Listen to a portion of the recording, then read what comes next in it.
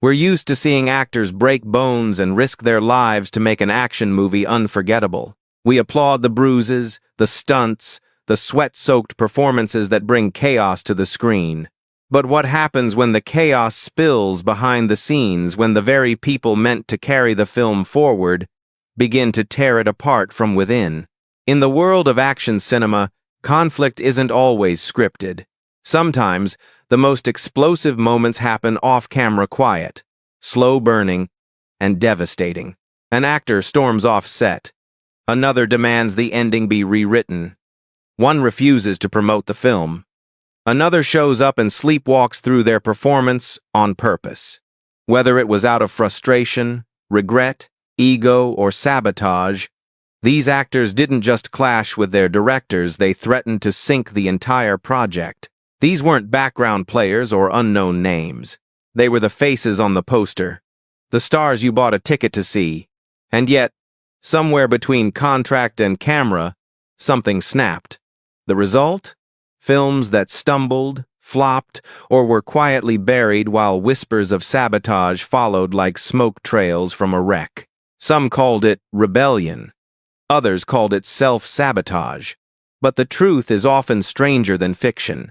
Let's dive into 15 action films where the enemy wasn't a villain on screen, but the lead actor behind it. R. The Last Match, 1990. When your lead actor walks out mid-production, the script doesn't just change, the whole movie implodes. The Last Match was meant to be a gritty, testosterone-fueled tale about a Vietnam vet assembling a ragtag football team to rescue his daughter from a Central American prison. It was absurd. It was loud. It was the kind of VHS-era action concept that could have worked if the lead actor hadn't bailed halfway through filming. Oliver Tobias, a British-German actor with a reputation for intensity and unpredictability, was cast as the protagonist. But once cameras rolled, tension rose quickly. According to accounts from the crew, Tobias clashed with the director over character direction, pacing, and even line delivery. Every scene became a negotiation, and every rewrite sparked another argument. Then came the breaking point. Midway through the shoot, after a particularly heated exchange on set, Tobias simply left. No grand announcement, no official resignation. He vanished, leaving the production in chaos. Producers scrambled to retool the script around existing footage, creating a jarring narrative shift. Entire scenes had to be restructured, and the original arc of the character was abandoned. The final product, barely coherent, was released straight to video with little marketing and even less coherence. It's rare to watch a movie and feel the ghost of an actor who isn't there. But in The Last Match, the absence is deafening. Scenes feel hollow. Momentum breaks without warning. And every awkward cut whispers the same thing. The star left, and the story fell apart. But walking off set is one thing. What if the actor stays just to fight the director every step of the way? 1. Firewalker, 1986. Chuck Norris refused to promote his own film because he hated it. Imagine making a movie, watching the trailers hit theaters, the posters go up across cities, and then realizing the star of the film refuses to say a single word about it. That's exactly what happened with Firewalker, a 1986 action adventure that tried and failed to replicate the Indiana Jones formula, starring Chuck Norris and Louis Gossett Jr. The Last Match, 1990. When your lead actor walks out mid-production, the script doesn't just change, the whole movie implodes. The Last Match was meant to be a gritty, testosterone-fueled tale about a Vietnam vet assembling a ragtag football team to rescue his daughter from a Central American prison. It was absurd. It was loud. It was the kind of VHS-era action concept that could have worked if the lead actor hadn't bailed halfway through filming. On paper, it should have worked. 2 charismatic leads, desert landscapes, buried treasure, and enough fistfights to satisfy fans of missing in action. But behind the scenes, Norris had doubts from the beginning. According to crew members, the script felt like a parody, and not a good one. The tone shifted constantly. The humor felt forced, and the pacing lagged under the weight of a confused identity. And insiders knew exactly what had happened. Chuck Norris had killed his own movie silently, strategically, and without throwing a single punch.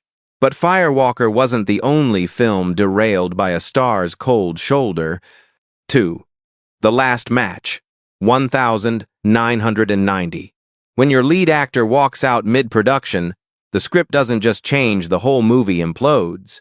The Last Match was meant to be a gritty, testosterone-fueled tale about a Vietnam vet assembling a ragtag football team to rescue his daughter from a Central American prison. It was absurd. It was loud. It was the kind of VHS-era action concept that could have worked if the lead actor hadn't bailed halfway through filming. Oliver Tobias, a British-German actor with a reputation for intensity and unpredictability, was cast as the protagonist. But once cameras rolled, tension rose quickly. According to accounts from the crew, Tobias clashed with the director over character direction, pacing, and even line delivery. Every scene became a negotiation, and every rewrite sparked another argument. Then came the breaking point. Midway through the shoot, after a particularly heated exchange on set, Tobias simply left. No grand announcement, no official resignation. He vanished, leaving the production in chaos. Producers scrambled to retool the script around existing footage, creating a jarring narrative shift. Entire scenes had to be restructured, and the original arc of the character was abandoned. The final product, barely coherent, was released straight to video with little marketing and even less coherence. It's rare to watch a movie and feel the ghost of an actor who isn't there, but in The Last Match, the absence is deafening. Scenes feel hollow, momentum breaks without warning, and every awkward cut whispers the same thing. The star left, and the story fell apart. But walking off set is one thing. What if the actor stays just to fight the director every step of the way? 3. I Come in Peace, 1990. Dolph Lundgren didn't just punch aliens, he clashed with the director too. By 1990, Dolph Lundgren was already known for his brooding intensity and physical presence on screen. After playing the iconic Ivan Drago in Rocky IV, he pivoted to roles that showcased his muscles and menace. I Come in Peace being one of them. The film, a sci-fi action hybrid, featured Lundgren as a tough cop battling a drug-dealing alien in the neon-drenched streets of Houston. But while the film's premise was wild enough, the behind-the-scenes friction was even more volatile. Lundgren reportedly butted heads constantly with director Craig R. Baxley, a former stuntman who envisioned a gritty, grounded tone. Lundgren had different ideas. He wanted more stylized action, more one-liners, more visual flair. What followed was a tug-of-war over tone. The tension bled into the production. Some action scenes were altered on the spot. Others were shot twice, once the way Baxley wanted, and once with Lundgren's modifications. The crew began referring to the film as two movies fighting to be one, but the real sabotage came later. In post-production, Lundgren allegedly lobbied for specific takes to be used, scenes to be shortened, and even parts of the villain's arc to be toned down, shifting the spotlight back on his own character. The final cut feels uneven, lurching between gritty cop drama and absurd sci-fi spectacle. The movie gained cult status years later, thanks to its odd charm and over-the-top violence. But those who were there remember it differently. A set dominated by ego clashes, second-guessing, and a star who wanted to reshape the movie mid-flight. And if you think that's disruptive, wait until the lead actor says he regrets taking the role at all. 4. Killing Streets, 1991. What happens when your star actively distances himself from the film before it's even released? Killing Streets had everything an early 90-seconds action thriller needed. A Middle Eastern hostage plot, political intrigue, and Michael Pare in a double role as twin brothers, one a soldier, the other a civilian. It should have been a bold showcase for Pare, whose career was still coasting off cult favorites like Streets of Fire and Eddie and the Cruisers. Instead, it became the film he couldn't disown fast enough. From the beginning, Pare was reportedly unhappy with the project. The script felt like a generic knockoff of Missing in Action. With political overtones, he found shallow and character motivations that shifted without reason. On set, insiders claimed he pushed back on dialogue, suggested rewrites, and even questioned entire scenes only to be overruled by a production team focused on speed over substance. By the time the film wrapped, Pare had already checked out. He didn't attend any promotional events. He didn't grant interviews. And in a rare moment of candor during a later press appearance for another project, he said flatly, "I wish I'd never taken that role." It was more than regret, it was erasure. Killing Streets came and went with barely a blip. Reviews were scathing, highlighting wooden performances and a nonsensical plot.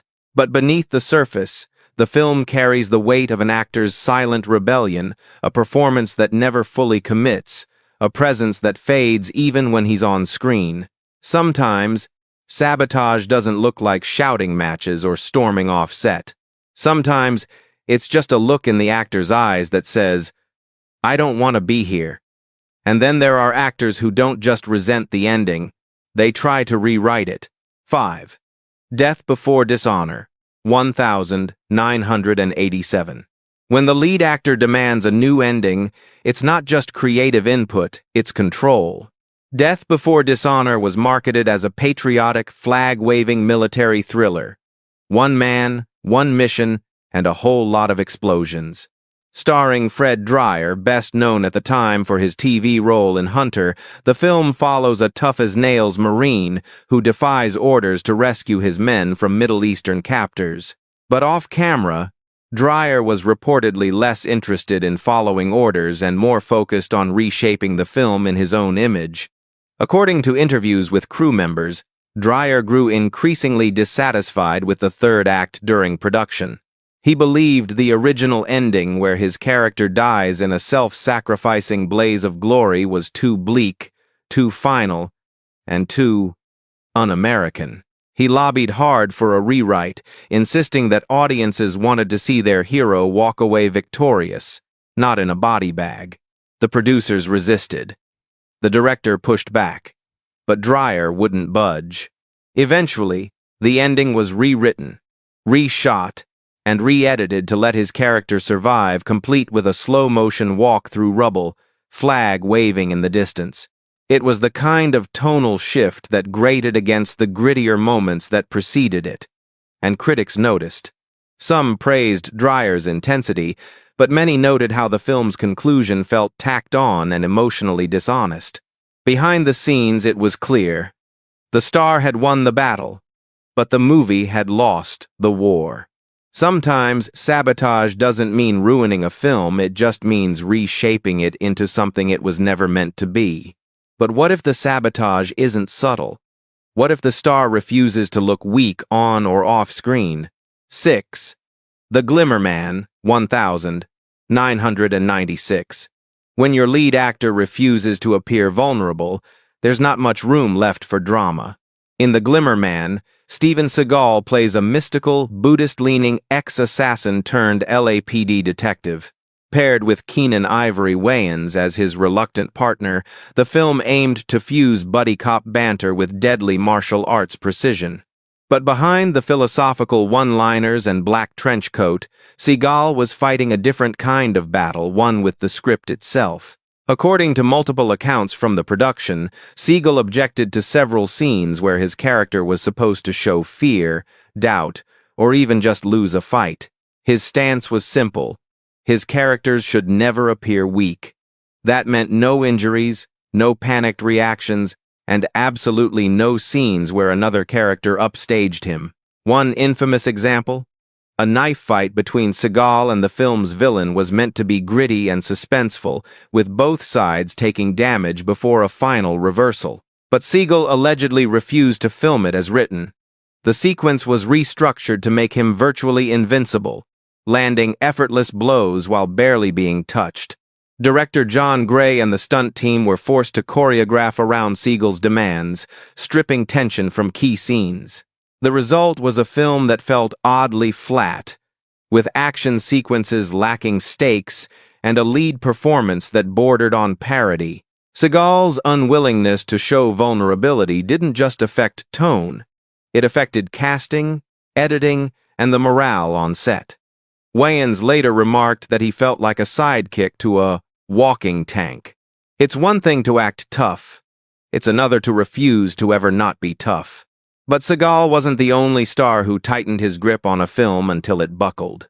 In the next case, ego didn't just reshape the story, it hijacked the entire production. 7. Cobra 1970. Sylvester Stallone didn't just star in the movie, he rewrote, recut, and ultimately reshaped it into something unrecognizable. After the box office success of Rocky IV and Rambo: First Blood Part 2, Stallone had enough clout in Hollywood to call his own shots, and in Cobra, he called all of them. Based loosely on the novel Fair Game, the film was supposed to be a gritty cop thriller directed by George P. Cosmatos. But from day one, it was Stallone's show. He rewrote large portions of the script to tailor the film around his on-screen persona. Fewer lines, more one-liners, less character development, more body count. Action scenes were extended, while emotional beats were cut down or removed entirely. Entire supporting roles were minimized or edited out altogether. But Stallone's influence didn't stop there. Reports from the editing room suggest he personally oversaw the final cut, demanding changes that altered the film's pacing, tone, and narrative coherence. The result was a 90-minute bullet storm, stylish, violent, and often incoherent. Deleted scenes hint at a deeper film underneath, one with stronger character arcs and a more methodical plot. Critics panned Cobra for being soulless, and even fans of Stallone were split. The film has since become a cult classic for its excesses, but make no mistake, what audiences saw was Stallone's version, not Cosmatos's. In this case, the sabotage wasn't accidental, it was deliberate. A star with unchecked power turned a promising film into a personal vanity project, and the collateral damage was the movie itself. But where Stallone flexed behind the scenes, the next star simply vanished, leaving the crew, the cast, and the entire shoot in limbo. Acht. Street Fighter 1994. Jean-Claude Van Damme was the face of the film, but behind the scenes, he nearly derailed the entire production. Street Fighter was Capcom's attempt to bring its beloved video game franchise to the big screen. Backed by a sizable budget and riding the wave of early 90s action mania, the film cast Jean-Claude Van Damme as Colonel Guile, the American hero with a Belgian accent. But while the movie struggled with tone, effects, and adaptation, its biggest challenge was its leading man. Van Damme, at the height of his fame and ego, was reportedly one of the most difficult elements of the production. He frequently showed up late to set, or didn't show up at all. His absences were often unexplained, though insiders whispered about off-set partying and drug use. One crew member later described the shoot as a war zone where the colonel never reported for duty. My dodgener. Himself. Director Stephen E. D'Souza was forced to work around his star's absences, reshuffling shooting schedules and rewriting scenes on the fly. Body doubles were used more often than expected, and dialogue was trimmed to accommodate Van Damme's unpredictability. Cast and crew morale plummeted, and the budget ballooned as delays piled up. Even in the scenes he was present for, Van Damme's energy was inconsistent. At times, he seemed bored. At others, he played scenes with a strange detachment as if he was already done with the project. The final product was chaotic, campy, and only loosely resembled the source material. While Street Fighter eventually found a cult following, few would deny that Van Damme's off-screen antics contributed to its disarray. But Van Damme wasn't finished. In another film, he wouldn't just neglect the project, he'd actively express his contempt for it. 9. Universal Soldier. The Return. 1999. When the lead actor openly hates the sequel before it even hits theaters, you can guess how the audience will react. By the late 90s, Jean-Claude Van Damme was no stranger to erratic career moves. But even by his standards, Universal Soldier, The Return was a misfire. Meant to revive the cult success of the original 1992 film, the sequel brought Van Damme back as Luke Devereaux, a cybernetic soldier trying to rediscover his humanity. The concept was promising. The execution, however, was another story. From the start, Van Damme seemed disconnected from the project. On set, crew members noted that he rarely engaged with the creative team, offered no input on scenes, and often seemed to be just hitting his marks.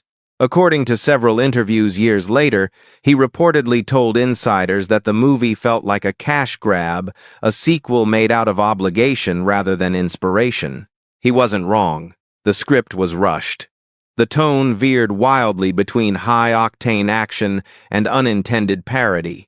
But instead of trying to elevate the material, Van Damme distanced himself from it. He skipped several promotional events, gave terse interviews, and appeared visibly uncomfortable whenever asked about the film in public. Worse still, his performance reflected his disinterest. Gone was the brooding intensity of the first Universal Soldier. In its place was a flat, disengaged version of a character that once felt iconic. Critics pounced. Audiences stayed away. The film flopped and quickly vanished from theaters. Sometimes, sabotage comes in the form of silence. No protest. No public meltdown. Just a star who shows up, does the bare minimum, and quietly lets the movie collapse around him. And yet, Van Damme's apathy pales in comparison to what happens when an actor rewrites the rules of an entire genre mid-shoot. 10. Red Scorpion, 1988. When an actor questions the film's morality and the production nearly poisons its own star, you don't need a villain on screen. Red Scorpion was pitched as a hard-edged Cold War action film. Dolph Lundgren, as a Soviet agent, turned rebel freedom fighter in Africa. It had the explosions, the slow-motion kills, and the propaganda-heavy script that fit right into the era. But behind the iron-jawed lead was an actor increasingly uncomfortable with what he was helping to create. Lundgren, fresh off Rocky IV, took the role expecting a complex political thriller. Instead, he found a chaotic production that lacked both direction and moral compass. The film was shot in Namibia under brutal conditions. Reports from the set detail oppressive heat, poor safety standards, and questionable treatment of local crew members. At one point, Lundgren was allegedly exposed to toxic chemicals used in special effects, requiring medical attention and halting production for days. But beyond the physical strain, Lundgren reportedly took issue with the film's tone. He questioned its simplistic portrayal of good and evil, its glorification of violence, and the real-world political implications of its story. He pushed back on several scenes, requested script changes, and attempted to tone down nationalist messaging, most of which were ignored by producers determined to keep the America versus everyone else theme intact. By the time Red Scorpion wrapped, Lundgren was disillusioned. He skipped most of the press tour and has since distanced himself from the project. In later interviews, he diplomatically referred to it as a learning experience, Hollywood code for never again. I'm backed. It's one thing to dislike a film. It's another to feel morally compromised by it. And sometimes, the actor's silence speaks louder than any monologue. But the next star didn't stay silent. He checked out completely. Iksitoista. Ballistic. X versus. Sever kaksi tuhatta kaksi. When your lead actor shows up looking like he'd rather be anywhere else, the camera can't hide it. Ballistic. X versus. Sever is often cited as one of the worst reviewed action films of all time. a chaotic blend of bullets, slow motion, and baffling plot lines. On paper, it had potential. Antonio Banderas and Lucy Liu, two stylish leads, pitted against each other in a high-tech spy showdown. But in execution, the film felt less like a thriller and more like an obligation. For Banderas, that's exactly what it was. Sources close to the production reported that Banderas had signed onto the project based on an earlier draft, one that promised a sleek, character-driven action piece. But as rewrites piled up and direction shifted toward noise over nuance, the actor grew disillusioned. His frustration reportedly showed on set. Minimal rehearsal, flat delivery, and an unwillingness to reshoot scenes unless absolutely necessary. In interviews surrounding the release, Banderas spoke in vague, diplomatic tones, praising the cast and crew while sidestepping any discussion of the script. His body language told a different story. Tight smiles, short answers, and the look of someone already trying to forget the experience. Critics were merciless. The film was torn apart for its incoherence and lack of emotional engagement. One review noted that Banderas seemed to be sleepwalking through smoke and gunfire. Audiences stayed away. The movie bombed. Years later, Banderas has rarely acknowledged ballistic in retrospectives of his career. And who can blame him? When the lead actor mentally checks out, the audience can feel it no matter how loud the explosions. But some stars don't just mentally leave. They physically vanish, forcing the filmmakers to finish the movie without them. 12. Ticker 2001. When your star vanishes mid-production and leaves the rest to body doubles and editing tricks, is it still their film? Ticker was a low-budget, direct-to-video action film meant to capitalize on the fading but still recognizable brand of Steven Seagal. Partnered with Tom Sizemore and Dennis Hopper, the film should have been a gritty, fast-paced ride through bomb squads and criminal underworlds. What it became instead was a masterclass in editing around an absent star. According to crew members, Seagal only filmed for a few days despite being billed as the lead. He reportedly arrived on set late, left early, and refused to shoot certain scenes entirely.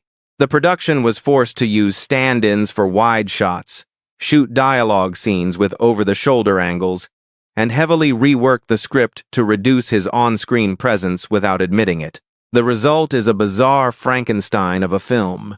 Seagal's character appears and disappears with little explanation, delivers dialogue in obvious ADR, and is often shown from behind or in shadows. At times, it feels like he's starring in a completely different movie, spliced in after the fact. It didn't help that his performance, when he did show up, was lethargic and disinterested. The charisma that once defined his earlier work was gone, replaced by a kind of sleepwalking detachment that even editing couldn't fix. Ticker was panned by critics and ignored by audiences, but for those paying attention, the sabotage was clear. The star had bailed, physically and creatively, long before the credits rolled. And while Seagal's vanishing act was literal, the next case features a star whose rebellion came not during filming but after, in a public display of embarrassment. 12. Ticker 2001. When your star vanishes mid-production and leaves the rest to body doubles and editing tricks, is it still their film? Ticker was a low-budget, direct-to-video action film meant to capitalize on the fading but still recognizable brand of Steven Seagal. Partnered with Tom Sizemore and Dennis Hopper, the film should have been a gritty, fast-paced ride through bomb squads and criminal underworlds. What it became instead was a masterclass in editing around an absent star. From the beginning, Wahlberg reportedly clashed with the tone of the film. He found the script over the top, the character cartoonish, and the humor too broad. He voiced concerns during production, but the director, Kirk Wong, stayed committed to the movie's offbeat energy. Wahlberg did his job. He showed up, hit his marks, and delivered the lines. But once the film was wrapped, his distaste became public. In press interviews around the film's release, Wahlberg didn't hold back. He openly called the movie stupid and admitted he only took the role for the paycheck.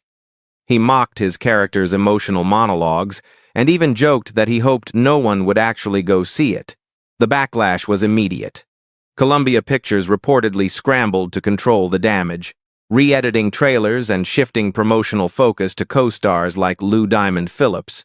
But the harm was done. Audiences, sensing the dissonance, stayed away. The big hit floundered at the box office and received mixed reviews, some critics liking the eccentricity, others echoing Wahlberg's disdain. There's honesty, and then there's sabotage. Wahlberg didn't need to sabotage. The big hit during filming, he waited until the spotlight was brightest and burned the bridge in real time. But our next star did something subtler. He accepted the role, and then refused to support the film once it hit screens. Vanishing. Romeo Must. Die 2000. What happens when your lead quietly distances himself from the finished film, even as it finds box office success? Romeo Must Die was supposed to be Jet Li's explosive Hollywood breakthrough, a modern martial arts take on Romeo and Juliet, blending wire-fu action with hip-hop culture. It paired Li with the late Aaliyah in a flashy, fast-paced East meets West production that caught the attention of young audiences and studios alike. But for Jet Li, the experience was far more complicated. While he delivered the required action, his fight choreography remained sharp, fluid, and inventive. Li reportedly expressed discomfort with the film's tone and the romantic subplot. He had concerns about how his character was portrayed, and more critically, how the American production system treated martial arts choreography as style over substance. Insiders noted that Li had little creative input, a stark contrast to his previous Hong Kong roles, where he often collaborated deeply on story and staging. Post-production made things worse. Several of his fight scenes were re-edited with digital effects and unnecessary slow motion, diluting the impact of his raw skill. When the film was released, it performed well, but Li's presence on the press tour was minimal. He gave a handful of interviews, most of them subdued, and notably skipped many U.S.-based promotional events. In later years, he rarely referenced Romeo Must Die when discussing his career milestones, an omission that fans began to notice. To the studio, it was a surprise. To those close to Li, it wasn't. Sometimes sabotage isn't about blowing things up, it's about walking away from something you never felt part of in the first place. And in our final case, the lead didn't just try to forget the film he fought for control, rewrote the rules, and took the power back. 15. Shadow Warriors. 1997. When ego and control clash with budget and logic, the movie becomes collateral damage. Shadow Warriors, also known as Assault on Devil's Island, was a made-for-TV action flick that reunited Hulk Hogan with his wrestling fan base in a military-style rescue mission. It was supposed to be cheesy, explosive, and fun. Instead, it became a tense power struggle between the producers and a star who wanted to run the entire show. Hulk Hogan wasn't just the face of the project, he wanted to control every frame. According to crew accounts, he frequently overrode the director, questioned the pacing of action scenes, and even tried to rewrite portions of the script to elevate his character's dominance. His reasoning? This was his brand, and his fans expected him to look invincible. But what works in the wrestling ring doesn't always translate to film. Production suffered. Directors were replaced mid-shoot. Stunt teams clashed with Hogan's entourage over safety and realism. Scenes were restructured to remove any suggestion of vulnerability, turning Hogan's character into a cartoonish one-man army immune to bullets, explosions, and basic logic. The final product aired on TV with little fanfare. Critics didn't bother. Viewers tuned in expecting campy action and got something closer to a bloated ego trip. Even co-stars later remarked how difficult the shoot had been, hinting at the star's need to dominate not just the screen, but the entire creative process. It wasn't an actor sabotaging a film out of spite or regret. It was a slow, relentless erosion of collaboration, until all that was left was a star-shaped crater. And yet, as strange as these stories are, one remains that didn't even make the official list because it might just be the weirdest of all. Bonus: Deadly Heroes, 1993. This one didn't make the top 15, but it might just be the strangest of all. In Deadly Heroes, Michael Paré stars as an elite Navy operative tasked with rescuing a kidnapped American official from a Caribbean terrorist group. On the surface, it's a paint-by-numbers action movie. Stock villains, tropical explosions, and plenty of slow-motion gunfire. But behind the camera, things were unraveling fast.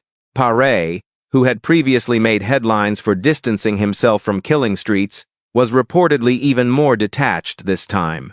According to crew reports, he showed up late, left early, and expressed open disdain for the project, calling the script trash and the production amateur hour. But rather than leave or push for changes, he chose a different form of sabotage: passive withdrawal. He delivered lines without inflection. He ignored stage direction. At one point, he allegedly refused to perform a key fight scene, forcing the production to use a stunt double in wide shots and heavy shadows. His attitude infected the set crew. Morale plummeted, co-stars disengaged, and the director resorted to splicing together usable takes just to finish a scene. The final cut is riddled with inconsistencies. Paré's presence flickers in and out like a ghost, sometimes fully there, sometimes replaced by an obvious stand-in. Dialogue is dubbed. Reactions don't match actions. It feels less like a movie and more like a salvage operation. It never made it to theaters. It barely made it to video shelves. But Deadly Heroes stands as a curious footnote in action film history, a movie starring a man who, by all appearances, didn't want to be there at all. Some actors sabotage a movie with ego, others do it with silence. And sometimes, all it takes is a single decision, a line refused, a scene skipped, a press tour abandoned. But what drives them? Regret? Pride? Control? We've seen stars derail films from within, reshape stories to fit their own image, or vanish before the final shot. Now it's your turn. Do you think these actors were fighting for integrity or just killing their own movies? Tell us which story surprised you most, and which one you think never got the ending it deserved.